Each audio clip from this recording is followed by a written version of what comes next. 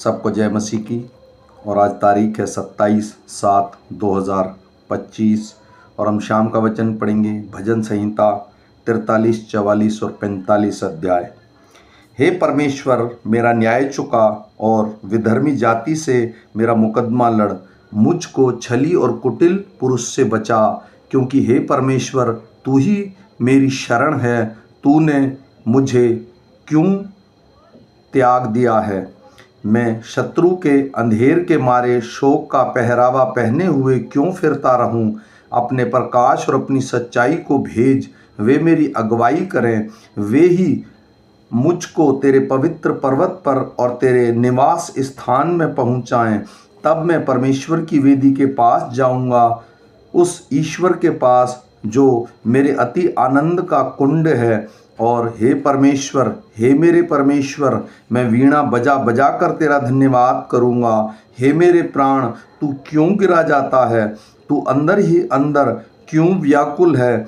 परमेश्वर पर भरोसा रख, क्योंकि वह मेरे मुख की चमक और मेरा परमेश्वर है। मैं फिर उसका धन्यवाद करूँगा। हे परमेश्वर, हमने अपने कानों से सुना, हमारे बाप दादाओं ने हमसे वर्णन किया है कि तूने उनके दिनों में और प्राचीन काल में क्या क्या काम किए हैं।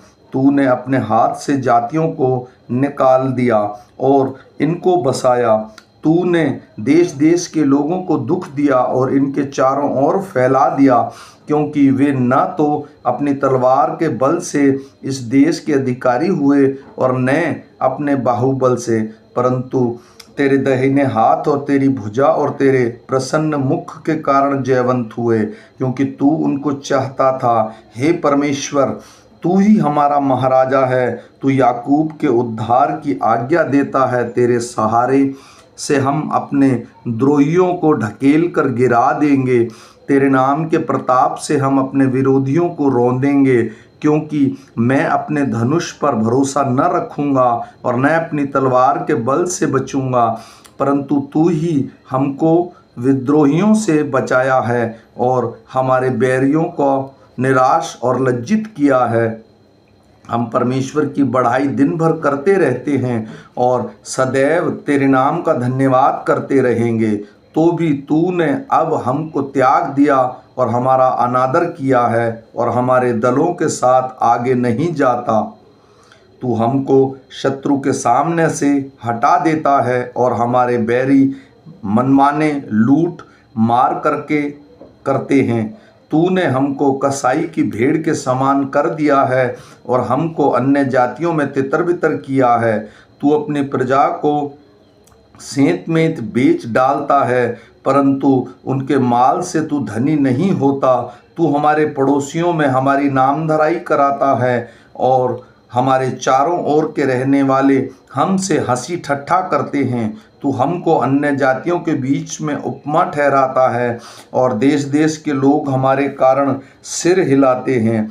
दिन भर हमें तिरस्कार सहना पड़ता है। कलंक लगने और निंदा करने वाले के बोल से, शत्रु और बदला लेने वालों के कारण, बुरा भला कहने वाले और निंदा करने वालों के कारण यह सब कुछ हम पर बीता, तो भी हम तुझे नहीं भूले। ना तेरी वाचा के विषय विश्वासघात किया है, हमारे मन न बहके, ना हमारे पैर तेरी राह से मुड़े। तो भी तूने हमें गीदड़ों के स्थान में पीस डाला और हमको घोर अंधकार में छिपा दिया है। यदि हम अपने परमेश्वर का नाम भूल जाते या किसी पराये देवता की ओर अपने हाथ फैलाते, तो क्या परमेश्वर इसका विचार न करता? क्योंकि वह तो मन की गुप्त बातों को जानता है। परंतु हम दिन भर तेरे निमित्त मार डाले जाते हैं और उन भेड़ों के समान समझे जाते हैं जो वध होने पर है। हे प्रभु, जग तू क्यों सोता है? उठ, हमको सदा के लिए त्याग ना दे। तू क्यों अपना मुंह छिपा लेता है और हमारा दुख और सताया जाना भूल जाता है? हमारा प्राण मिट्टी से लग गया, हमारा पेट भूमि से सट गया है। हमारी सहायता के लिए उठ खड़ा हो और अपनी करुणा के निमित्त हमको छुड़ा ले।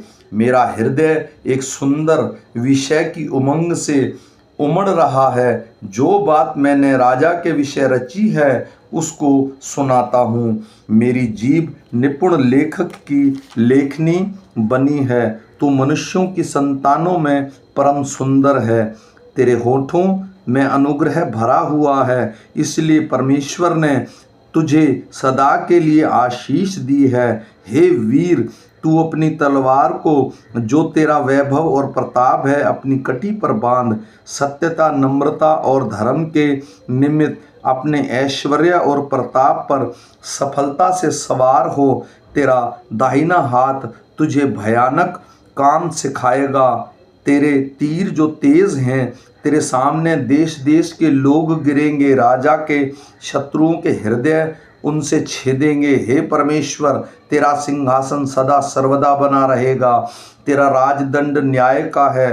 तूने धर्म से प्रीति और दुष्टता से बैर रखा है। इस कारण परमेश्वर ने, हाँ, तेरे परमेश्वर ने तुझको तेरे साथियों से अधिक हर्ष के तेल से अभिषिक्त किया है। तेरे सारे वस्त्र गंधरस, अग्र और तेज से सुगंधित हैं। तो हाथी दांत के मंदिरों में तार वाले बाजों के कारण आनंदित हुआ है। तेरी प्रतिष्ठा स्त्रियों में राजकुमारियां भी हैं। तेरी दाहिनी ओर पटरानी ओपीर के कुंदन से विभूषित खड़ी है।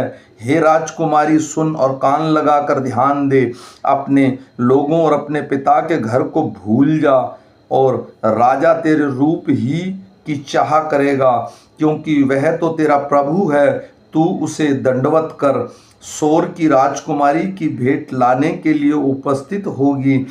प्रजा के धनवान लोग तुझे प्रसन्न करने का यत्न करेंगे।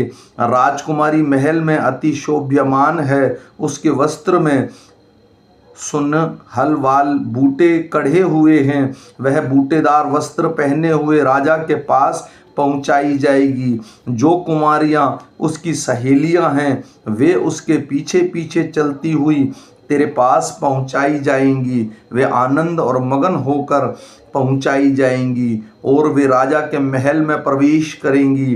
तेरे पितरों के स्थान पर तेरे पुत्र होंगे, जिनको तू सारी पृथ्वी पर हाकिम ठहराएगा।